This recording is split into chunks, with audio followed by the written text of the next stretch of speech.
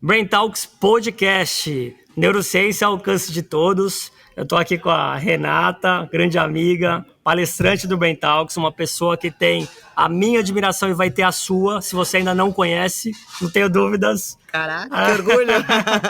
Não, eu tenho o meu respeito, admiração. Eu conheço ela antes de conhecer ela pessoalmente, já por histórias, por um monte de coisa, e depois quando eu conheci você pessoalmente, só validei tudo e fiquei mais ainda fã seu. Já era, fiquei mais. Então é recíproco, que bom.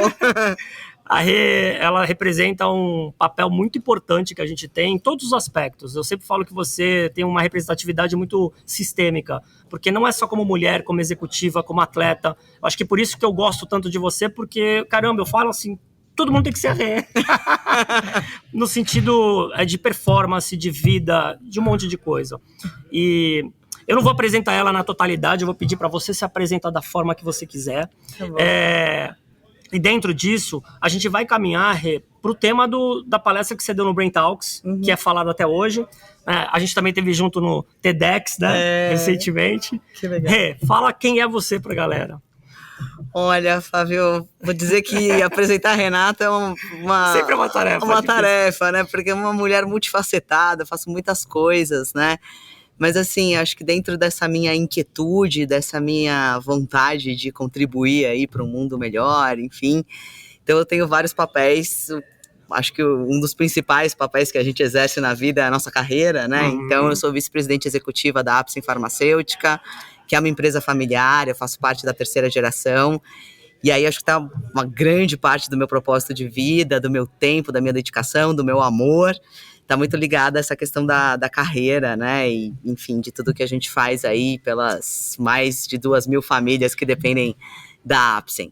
Mas fora isso, eu sou atleta, né? Já competi profissionalmente de fisiculturismo, fui rainha de bateria, tô no meu segundo livro, né? Então tô querendo criar aí uma carreira de escritora, adoro escrever, é o segundo, se Deus quiser, de muitos, já tô trabalhando no terceiro. Faço palestra, faço projeto social, né? Sou esposa, né? Mãe de pet, então assim, tem bastante coisa.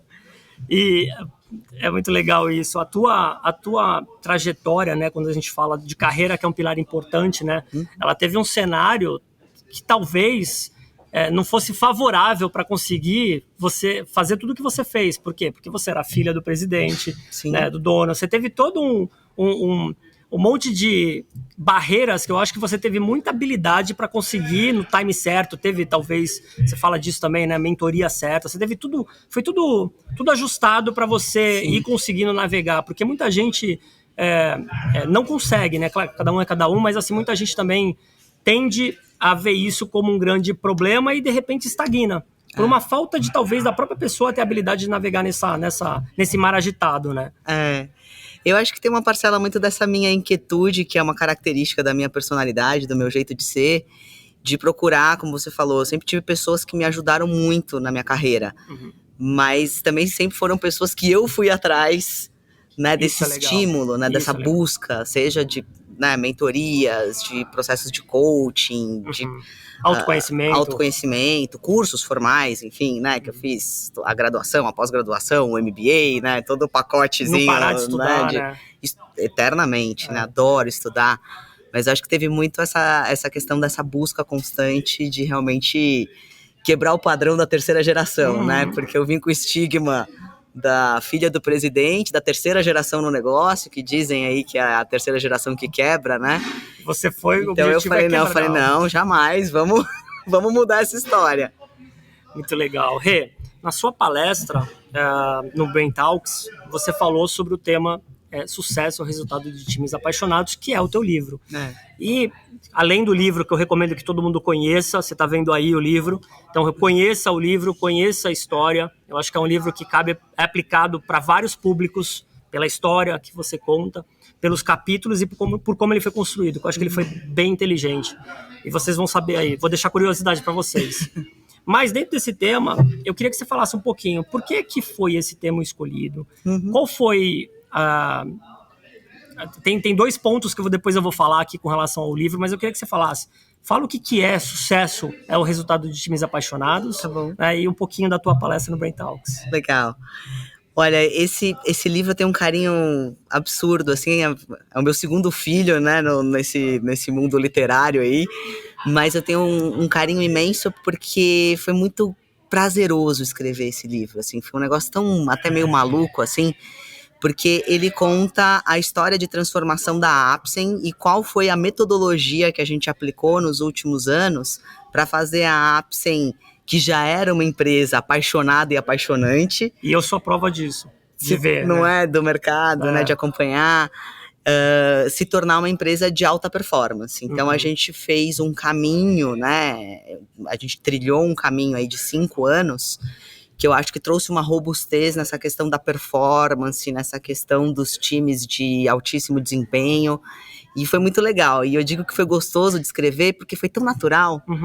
Eu brinco que eu praticamente pari o livro, assim, porque eu sentei numa madrugada para escrever o projeto para a editora, e daquele projeto que foi escrito naquela madrugada para o que está hoje publicado, eu incluí um capítulo. Caramba. Então, assim, claro, o projeto ele ainda é um escopo, né? Então, mas ele não mudou nada. A única coisa que eu mudei é que eu incluí um capítulo de diversidade e inclusão, que é um tema que eu estava estudando muito na época que eu estava escrevendo o livro, que eu falei, nossa, eu preciso incluir esse tema também, né, no livro. E foi muito sagaz, né? Mas foi a única coisa que mudou. Então, assim, ele nasceu de algo que é muito verdadeiro. Porque foi colocar no papel o que a gente fez na prática, né? Então, lógico que depois para transformar aquilo na leitura e embasar e colocar, e daí são outros, né, outros 500 aí, que daí sim deu bastante trabalho. Mas o projeto em si, ele foi muito natural, porque é o que a gente viveu na Apsen, é o que a gente aplicou, testou e deu certo. E a gente tem resultados comprobatórios. Então, por isso que eu acho que escrevê-lo foi gostoso nesse sentido da naturalidade, da verdade. E quando você entra em performance, né, exatamente, como que a gente sai de um time que está no bem comum para ir para um time de alto rendimento? Porque, primeiro que a temporalidade disso não é tão rápido. Não. Exige toda uma construção, aculturamento, trabalho de liderança. Conta um pouquinho como que foi. E assim, a Apsen... E manter, né? Porque chegar beleza, agora manter também. Eu acho que a Apsen é uma empresa que fez agora 53 anos, né? Então, quando a gente estava fazendo esse trabalho lá atrás, já era uma empresa super madura, com uma história de sucesso, né? Com todas as suas verdades já enraizadas, enfim. Então, fazer essa transição, ela acaba sendo desafiadora, porque a gente sabe que, em média, aí, chutando baixo, você consegue mudar algum aspecto cultural em 5 anos. Então, por isso que foram esses 5 anos de travessia e que a gente está ainda, né, batalhando e colhendo frutos, enfim. Mas a gente conseguiu, ao longo desses 5 anos, fazer muita coisa. E aí a gente gosta de dizer que a gente transitou de um time engajado para um time apaixonado, né? Assim, qual que é essa diferença do time engajado para o time apaixonado, né? E eu acho que é essa coisa do ir além. Então, acho que o time engajado, ele entrega resultados extraordinários, muitas vezes, mas isso tem um preço a se pagar e nem sempre ele é sustentável. E aí, quando a gente fala de realmente de alta performance a longo prazo, eu acho que tem que estar muito atrelado à paixão, a sonho. Então, um dos capítulos do meu livro que eu mais gosto, que eu acho que é a cereja do bolo, assim, que é os sonhos conectados. Então, acho que o que mais foi, assim...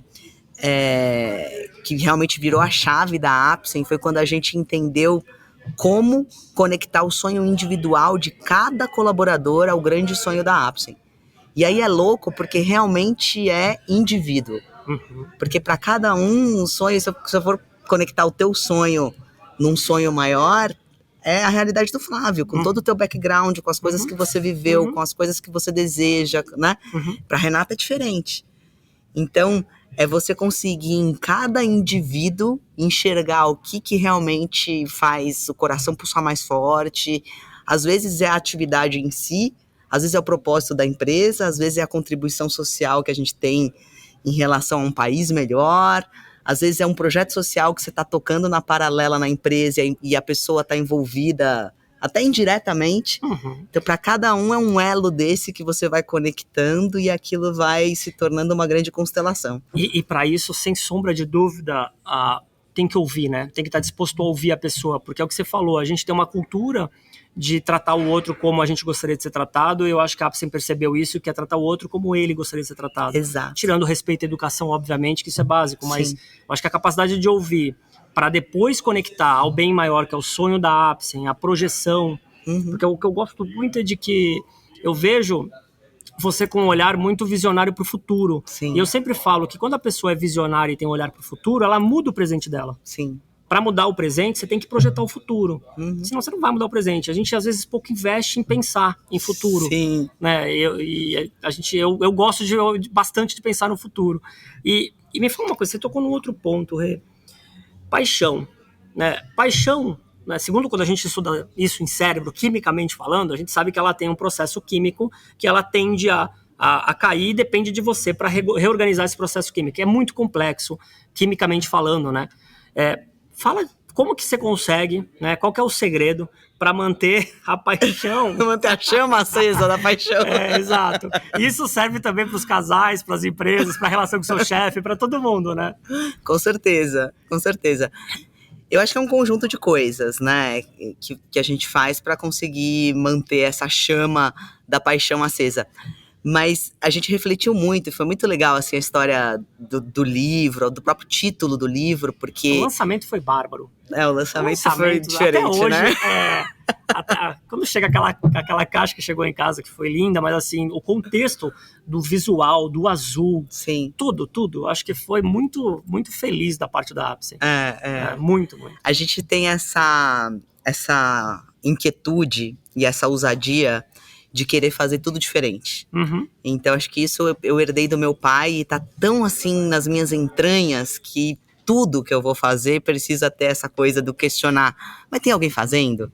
Mas dá pra gente fazer um pouco diferente, né? Então acho que eu cresci com meu pai me incentivando muito a não pensar como os outros, não pensar em massa e tudo. E o lançamento do livro foi a mesma coisa. Eu pensei, gente, o que ninguém fez no lançamento de um livro ainda, né? E foi, lógico, não nasceu a ideia de uma vez, ela foi nascendo, né? Mas voltando à história da paixão e até do título do livro, né? A própria editora Gente é uma editora grande, né? Eu fiquei super feliz de estar ali entre autores que eu admiro pra caramba e tudo. A própria editora, a gente discutiu muito qual que era o título, quais que eram as palavras adequadas, né? O que era essa paixão, como que a gente traduzia isso. E o título levou um tempo para nascer. Ele tinha um título provisório e a gente discutiu muito até sair. E a gente, poxa, mas... até considerando longo, né? Mas que casa, né? Porque pra editora tem essa questão de palavras, né? E a editora gosta de títulos curtos. Então, mas eles mesmos entenderam que Sucesso é o Resultado de Times Apaixonados. Para esse livro encaixava-se, era o casamento perfeito, né? E eu gosto muito de dizer dessa coisa de como que você alimenta a paixão para você se manter apaixonado. Porque eu acho que é isso que muitas vezes a gente faz analogia com a paixão amorosa, né? Que é mais fácil pra gente entender. E o que a gente percebe é que isso se torna às vezes amor, às vezes virou uma paixão de verão, né? Que passou. Mas o que os casais muitas vezes pecam é em não alimentar isso para que você se mantenha apaixonado, né? E não tem nada mais gostoso do que você viver nessa vibração da paixão. Que é aquele começo, né? Aquele começo começo da descoberta, né? Então eu acho que uma coisa que a Apsen faz, por essa nossa ousadia, é que tudo é sempre novo. Então por isso que a gente está sempre apaixonado. A gente não entra num momento de estagnação, de fazer mais do mesmo. E o mundo tá super favorável para o novo, né? Porque tudo tá mudando muito rápido. Super. Mas eu posso dizer que nós somos assim, eu tenho 20 anos de casa atuante, né? E 40 de semi-atuante, né? Então eu posso dizer que hoje sim, o mundo bunny já é muito... a gente já vive essa realidade, mas há 20 anos atrás já era assim. Então a Apsen era uma empresa que se reinventa muito rápido. Sempre foi muito disruptiva. Então, seja, sei lá, mudar uma estrutura, mudar um organograma, um produto novo que está chegando e a gente quer arrebentar com tudo. Então a gente se reinventa o tempo todo. E eu acho que esse frescor dessa discussão, desse engajamento, dessa participação... E o nosso questionamento também para as pessoas é uma coisa que eu faço até na minha casa, né? O meu marido me questiona muito, assim, tipo, poxa, mas precisa tanto? Porque eu sou workaholic, apaixonada, estudo de madrugada, né? E ele sempre, né, poxa, mas 10 horas da noite você tá aqui ainda, tá? Eu falo, querido, eu estou transformando a indústria farmacêutica brasileira. Tipo, uma um causa negócio muito grandioso. Aí ele para e fala, bom, com esse argumento não tem que discutir, né? E eu falo isso pro meu time também. Eu falo, galera, vocês estão colocando no currículo de vocês algo que vocês estão construindo que pode ser único. Vocês podem estar fazendo parte de uma empresa que pode disruptar esse mercado, que pode fazer algo que ninguém nunca fez. Isso não tem preço. Então, acho que quando a pessoa começa a entrar no coraçãozinho e conectar com a mente, falar, eu posso fazer parte dessa construção, eu faço parte dessa construção, você se mantém apaixonado. Sim, não tem como. É a causa, vira um objeto, né? O propósito. Maior, transcende. E é muito legal porque tem 2 aspectos. O primeiro é que contamina os outros na fala, né? O teu pai eu não conheço pessoalmente, mas o pouco que eu conheço, o que eu ouvi falar e o que eu vejo ele... E eu falo bastante de você pra ele, viu? Ele vai assistir, porque ele assiste, ele adora assistir podcast. É impressionante, assim... Vocês têm que se conhecer. Acessibilidade, humildade, ele é de outro planeta, espiritualmente falando, né? Independente da religião de cada um, mas assim, é um cara com uma espiritualidade diferente. Bem diferente. E aí, quando você vê isso, a representação acontece, porque você também, você tem uma espiritualidade diferente. A tua fala, né, a tua comunicação, tudo isso infecta.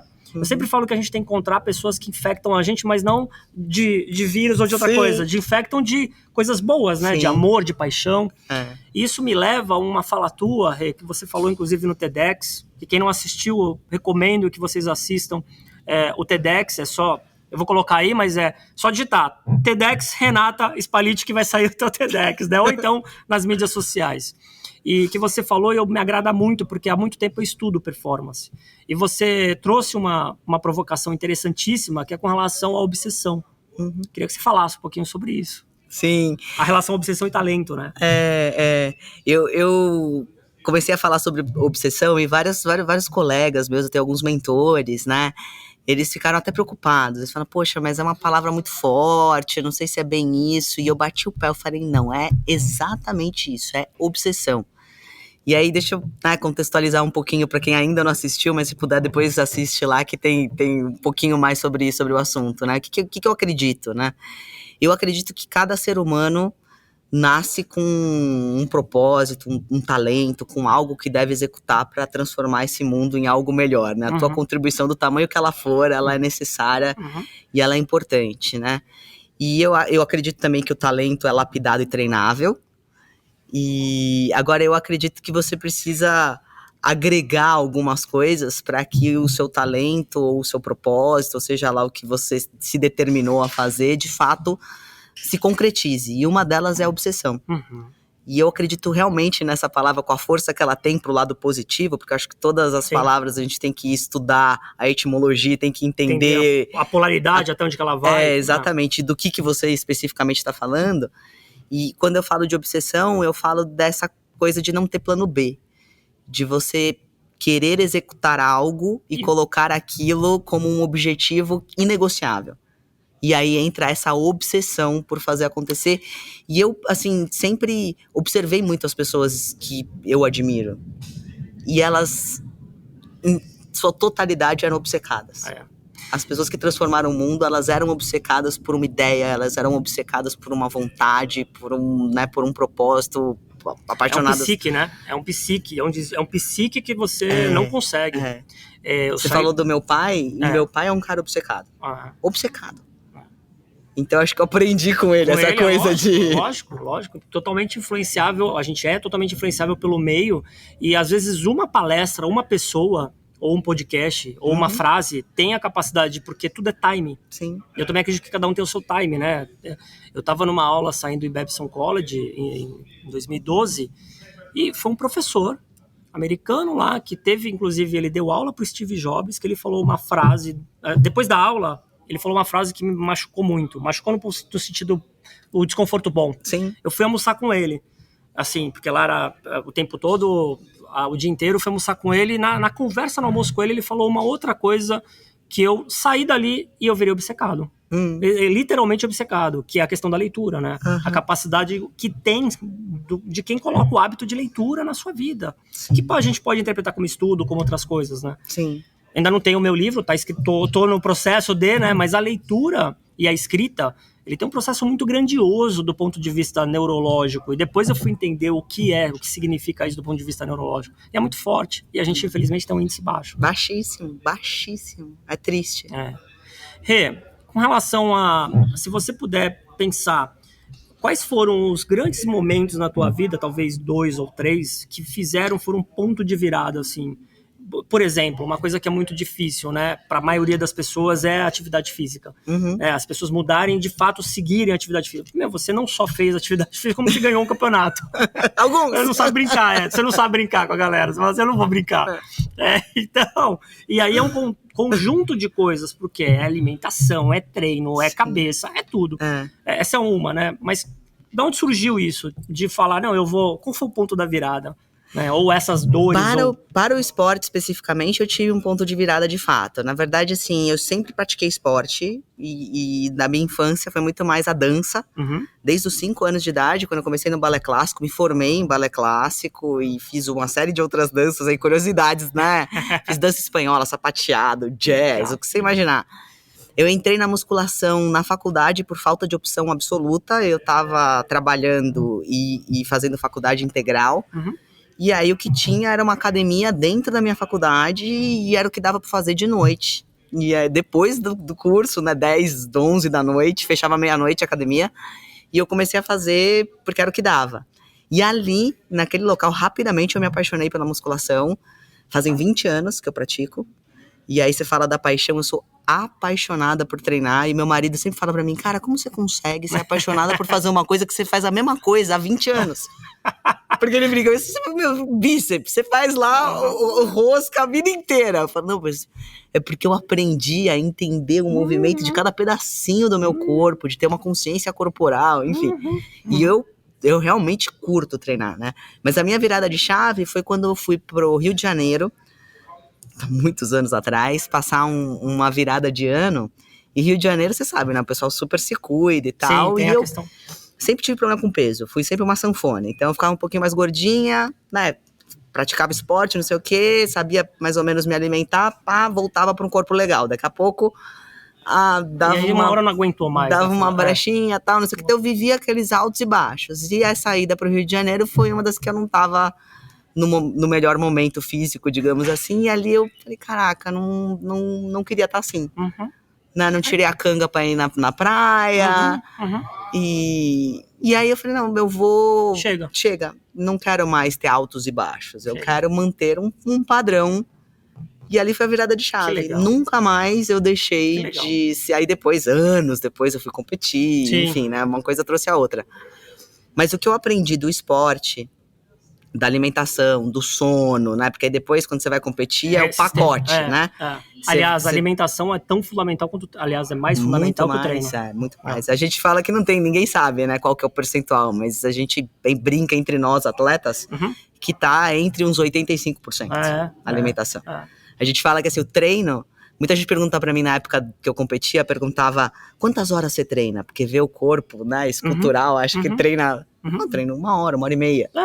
Mas agora a alimentação... O que eu faço nas outras 23 horas é o que faz a diferença. É uma alimentação ferrada. Então, e hoje em dia mudou muito, né? Eu acompanhei muito o fisiculturismo old school, a galera realmente treinava 3, 4, 5 horas, né? Hoje o treino ele é menor, ele é mais estratégico, até para preservar a articulação, para preservar uma série de coisas. Mais intenso, alguns pontos. Natação mudou, nadava 6.000. Hoje um treino de natação é 3. Mudou, é a mesma coisa. O esporte, de uma forma geral, ele teve uma inteligência também, né? Sim.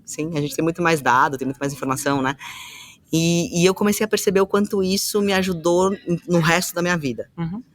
Então, o quanto eu me tornei uma pessoa melhor no trabalho, o quanto eu consegui fazer muito mais coisas do que eu fazia antes. Então, quando eu vou palestrar em algum lugar, ou a maioria das vezes, a primeira pergunta que me fazem é quantas horas tem o seu dia?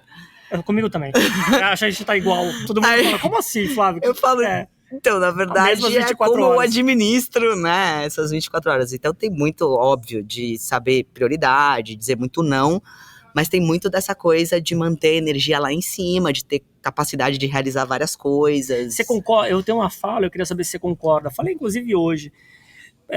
A definição de produtividade, para mim, é a tua agenda da hora que você acorda até a hora que você vai dormir, incluindo o teu sono. né, considerando teus objetivos em curto, médio e longo prazo, muito claros. Isso para mim é produtividade. Sim. Então o quanto que é a tua agenda. A resposta da tua produtividade está na tua agenda. Se você consegue isso, está na tua agenda. Se você não consegue, está na tua agenda.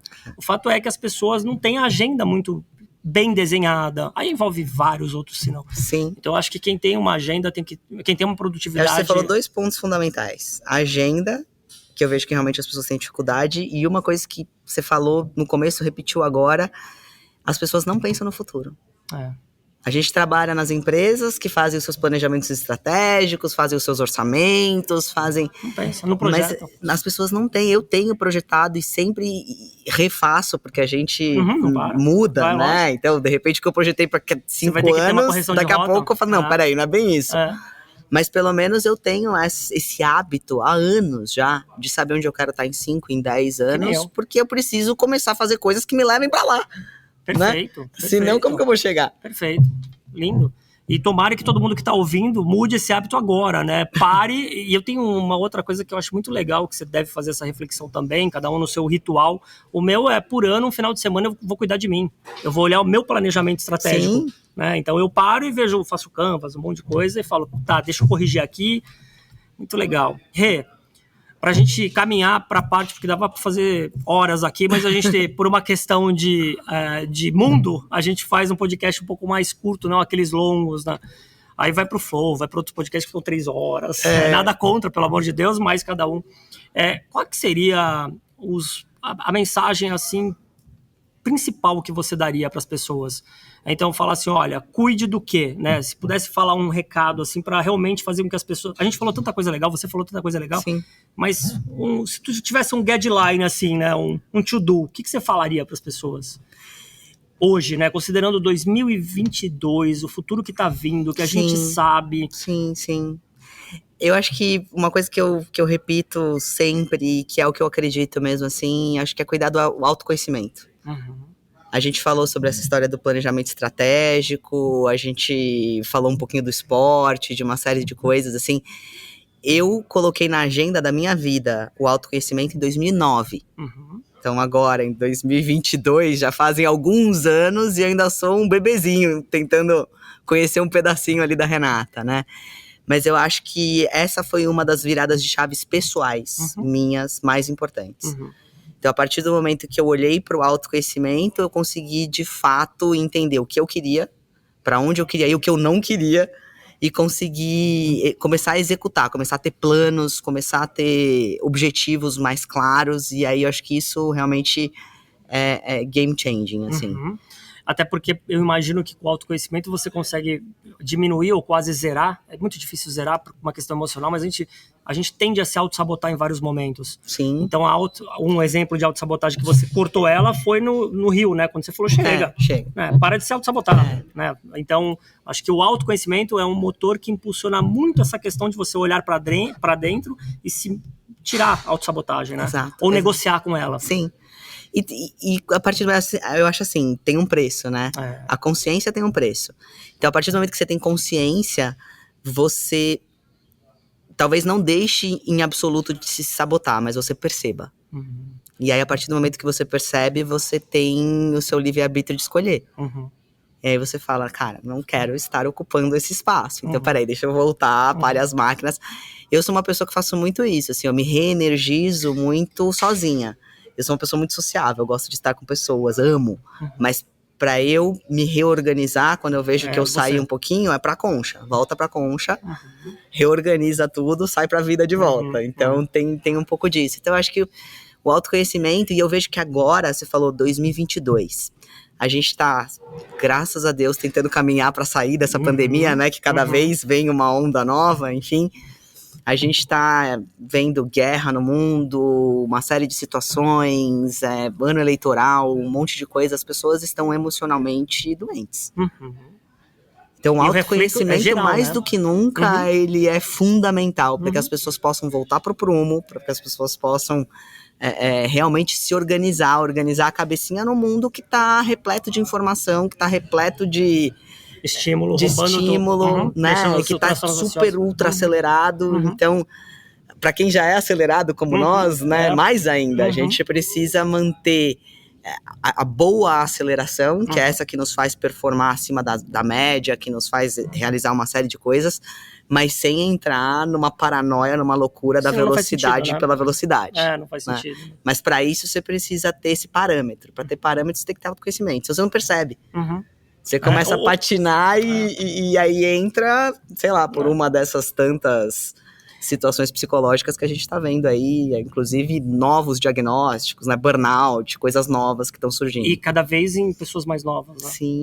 Sim. Bom, eu espero que esse pouco tempo, mas de altíssima intensidade, ajude muita gente que está nos ouvindo ou nos vendo, e que eu não tenho dúvida, o teu caminho é só o começo, né? Porque eu acho que você tem muito a contribuir, vai ter muito projeto novo, vai ter muito livro, vai ter muita coisa. Sim. Eu quero acompanhar sempre de perto, sou um fanzaço e eu acho que eu falo de você para todo mundo. Eu tenho alguns fãs, né? Tem pessoas que eu carrego comigo e falo para todo mundo. Você é uma delas.